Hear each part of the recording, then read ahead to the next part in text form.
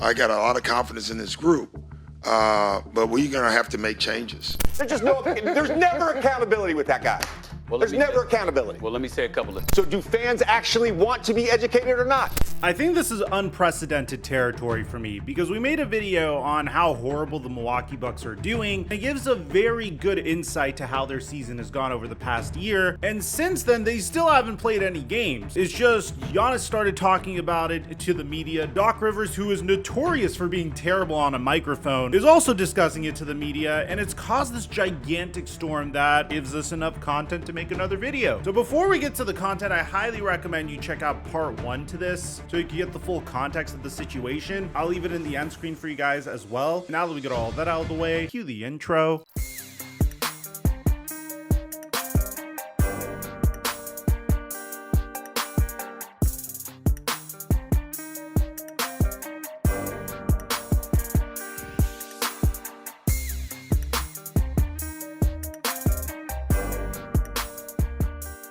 In less than a week from now, Inter Miami is going to come to Los Angeles to face off against the LA Galaxy. And my brother and dad have never seen Lionel Messi play live. And I really want to take them, but I've never been to a soccer game before. Yes, it's called soccer in America! So how am I able to determine if I'm getting ripped off or not? Well, that's why I trust Game Time with these types of decisions. Game Time is the premier ticket marketplace that makes it faster and easier to get into your favorite events at a moment's notice. They built the best marketplace for last-minute tickets to get into the most popular events in sports, music, and theater in more than 60 cities across the US and Canada, eliminating the need for printing, and they built a better way to access the best live experiences right from your phone. In this case, I just went into the Game Time app, and it showed me various price points for different seating options throughout the arena. I personally chose what I felt like was the best deal, and it provided me with information in regards to how much off the ticket was, and even gave me a preview of what my seats would look like. It was fast, it was easy, and it took me about a minute and a half to complete the transaction. And right now they're hooking up my subscribers fat. When you download the Game Time app and use my promo code FlightMike, you'll get $20 off of your first purchase. That's download the Game Time app and use my promo code FlightMike to get $20 off of your first purchase on Game Time. And thank you, Game Time, for the sponsor. Mic check 1 2 1 2. What's going on, everybody? In order to really understand the gravity of the situation, I have to set the stage by reminding you guys that originally Giannis Antetokounmpo wouldn't commit to the Milwaukee Bucks as his team for the foreseeable future. And I know this sounds mad to say, but going all the way back to last year when the Milwaukee Bucks finished first in the Eastern Conference and took on a play-in Miami Heat in the first round of the NBA playoffs, Giannis Antetokounmpo and the Bucks would get stunned. You could blame this on the fact that Giannis got injured during game 1 and missed the next 2 games, but after losing to the 8th seeded Miami Heat in the first round of the playoffs, the Bucks had no choice but to fire Mike Budenholzer, the man that was their head coach for their NBA Finals run a few years prior. Immediately, the Bucks felt pressure because Giannis Antetokounmpo said that winning another championship was his primary goal, even if that meant that he would have to leave Milwaukee. He said it didn't make sense for him to sign a contract extension at that point. It would make more sense for him to do so in the summer of 2024. Immediately, the Milwaukee Bucks were doing everything they possibly could to retain their superstar, even having Giannis Antetokounmpo essentially interview their head coaching candidates. In addition to that, they re-signed Chris Middleton, Brook Lopez, signed Malik Beasley, and listened to Giannis, who advocated for Adrian Griffin over Nick Nurse. And the icing on the cake to this entire situation was a gigantic blockbuster trade for Damian Lillard. Now, at the time, this was seen as a home run. You lost in the first round of the NBA playoffs the previous year. It was very embarrassing. So you make huge changes at the head coaching position. You trade one of your most important players in Drew Holiday, Grayson Allen, a 2029 first round pick, and 2 pick swaps in order to bring in Damian Lillard, which makes you even more offensively imposing. After all, the Milwaukee Bucks were 12th in offensive rating last year and 4th in defensive rating. So trading for Damian Lillard should fix all of that, right? Well, at this point, the Bucks are 5th in offensive rating and 17th in defensive rating. They fired Adrian Griffin primarily due to his inability to make defensive adjustments that they found fitting, and they brought in Doc Rivers. Now, at this point, it's no secret that Doc Rivers has a bit of a reputation in the NBA. He won a championship with the 2007 to 2008 Boston Celtics. He made it to the 2010 NBA Finals as well. But the number one knock on Doc Rivers was the fact that he was able to leverage a legendary core core in Kevin Garnett, Paul Pierce, Ray Allen, and Rajon Rondo, and only win one championship with said legendary core. Now, of course, they were a little bit older, and back then, the concept of building such teams was relatively new, at least for the 2000s NBA. But since then, he's had multiple instances with very strong cores to win championships, and he just wasn't able to do it. His next opportunity came with the Los Angeles Clippers that featured the likes of Blake Griffin, Chris Paul, who was still in his prime, DeAndre Jordan, JJ Redick, and when he wasn't able to make it work with the Clippers, he got another chance with the Philadelphia 76ers. And when it didn't work with the Philadelphia 76ers, he took a few months off of coaching. Next thing you know, he gets the opportunity to coach the best team in the Eastern Conference, and so far it's gotten off to a disastrous start. And this is why I made this video, because it just gets really strange here. Doc Rivers said in the very beginning that it was going to take him some time in order to get things off of the ground. His losses, obviously you don't want to lose games like this ever.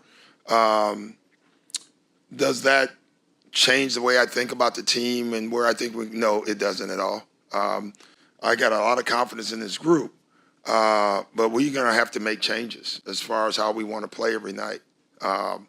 And we ease into the game. That's everybody. We need the guys that can play defense to be better defensively. And we need the guys who are learning to play defense to be solid in rotations and things like that.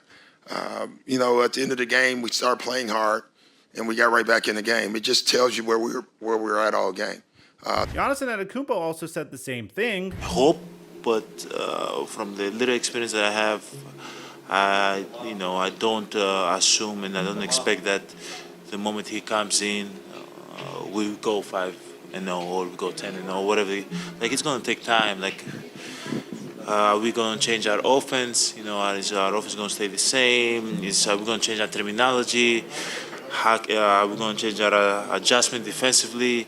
Like this, are we gonna change our practice plan? How practice gonna look? How should that gonna look? All of those things, just like different coach, different routines for everybody. So it's gonna take time. But what's really strange about this is Doc Rivers is consistently doubling down on this idea that he doesn't understand why he was made the Bucks head coach, and he is destined to fail. I mean, watch what he said on Sirius NBA. I told our owners when they called, I said, I think I don't understand why you're doing this. Well, it doesn't matter. We've done it now, and we want you. And it's just really strange. You get the opportunity to coach the best team in the Eastern Conference, at least at the time that you took over, and all you're doing is running around saying, "Ugh, man, this is so hard. I have to coach Damian Lillard and Giannis Antetokounmpo. Man, I'm totally gonna fail here. I just want everyone to know this is really hard." And eventually one of his ex-players decided to call him out for this behavior. JJ Redick is a former player for Doc Rivers, and he has established a reputation for calling out any former teammate or coach that he's had whenever he has the opportunity. The best example is when Zion Williamson didn't text CJ McCollum welcoming him to the New Orleans Pelicans a few years ago. Like, this just shows a complete lack of investment in your team, in the organization, in the city. I get that he's hurt and away from the team. Reach out and say hello. This is a pattern of behavior with Zion that we are seeing again and again. And look, I was his teammate. I can describe him as a detached teammate. That is an accurate statement. And now he pretty much did the same exact thing again with Doc Rivers. No one's gonna react to Doc's audio there. We've been 7 minutes since we showed that audio. Nobody's gonna react to Doc's audio. Do you want me to get it repeated for you? You don't have to repeat it. We don't have to repeat it. I can repeat I've it. seen the trend now. I've seen the trend for years. What's the trend? The trend is always making excuses. Doc, we get it. Taking over a team in the middle of the season is hard. It's hard. We get it. Just like getting traded in the middle of the season is hard for a player. We get it. But it's always an excuse. It's always throwing your team under the bus. They lose to Memphis. Oh, it's his players' fault. Memphis was playing G League guys and two-way guys. Then you look at his quotes over the weekend. Now he wants to take credit for the James Harden trade to the Clippers working out. He wants credit for that. There's never accountability with that guy.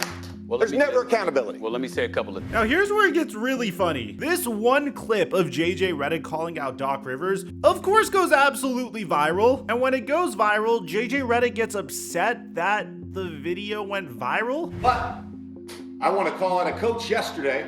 Oh, That gets tens of millions of engagements. That's the ecosystem we live in. So do fans actually want to be educated or not? Do they?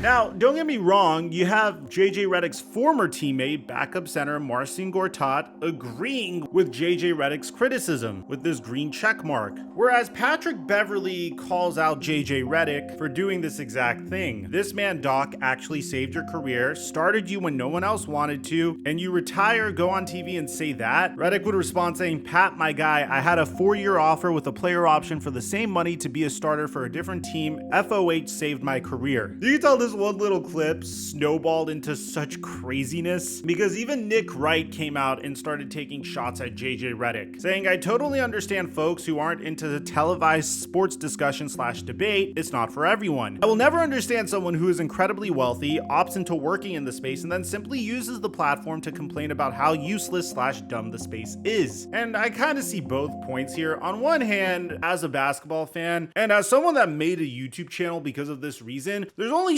so many times I could turn on the TV and watch Nick Wright explain for the 1000th time why LeBron James is the greatest player of all time. I mean, it gets really annoying after a while, which is why I think JJ Redick is a breath of fresh air. At the same time, I think it's a little silly for JJ Redick to roast the space that he opted into and complain about the way it works. I kind of see both sides. At the end of the day, JJ Redick is right. It is very silly for Doc Rivers to take this job and talking about how difficult the job is because he knows he's getting placed in the same situation once again. He's in a high pressure situation with a talented basketball team that has championship expectations and aspirations. And I think it's really silly to complain about the work that needs to be done in order to win a championship because there are so many coaches that would do anything to be in this particular situation. And it just gets really funny because Doc Rivers starts doing this armchair head coaching thing, trying to remind us of how good of a head coach he was. And he saw Shai Gilgeous-Alexander breaking out eventually, saying Doc Rivers revealed he attempted to influence Kawhi Leonard's perspective on Shai Gilgeous-Alexander's potential. I even brought it up to Kawhi. Are you sure? I think Shai's going to be an amazing player. It may take a year or two, but I think you're underestimating how good Shai's going to be, which I thought was just such a random point to bring on. But this is all leading us to probably the most ironic piece of content of the video, and that's the fact that Giannis Antetokounmpo is getting really uncomfortable with the amount of change he's dealing with, and he's even kind of complaining about it a little bit. And this is according to this article by Eric Nem, saying Giannis Antetokounmpo on this season and what's to come, we have to go and take it. It opens up by saying, look at everything that's transpired since the last time Antetokounmpo returned to Milwaukee from the NBA All-Star Game. On April 14, 2023, the NBA Board of Governors approved the Bucks ownership share purchase by Haslam Sports Group. 2 weeks later, after an injury that sidelined Antetokounmpo for 2.5 games, the number 8 Miami Heat upsetted the number 1 seeded Bucks in 5 games. A week after the loss to the Heat, the Bucks parted ways with head coach Mike Budenholzer. A month after firing Budenholzer, the Bucks officially hired head coach Adrian Griffin on June 5, 2023. But it didn't stop there. At the end of September, just days before the start of this season's training camp, the Bucks traded for Damian Lillard. A month later, Antetokounmpo signed an extension to remain with the Bucks through the 26-27 season. Then after an uneven and sometimes chaotic start to the season, the Bucks fired Adrian Griffin on January 23rd and hired Doc Rivers as their brand new head coach 3 days later. As the Bucks returned from the All-Star break, they were looking to find their footing with a new head coach in a season unlike any that Antetokounmpo had experienced before. And literally just like one paragraph later, you see Antetokounmpo saying, it's been hard because so many changes, so many injuries, so many things.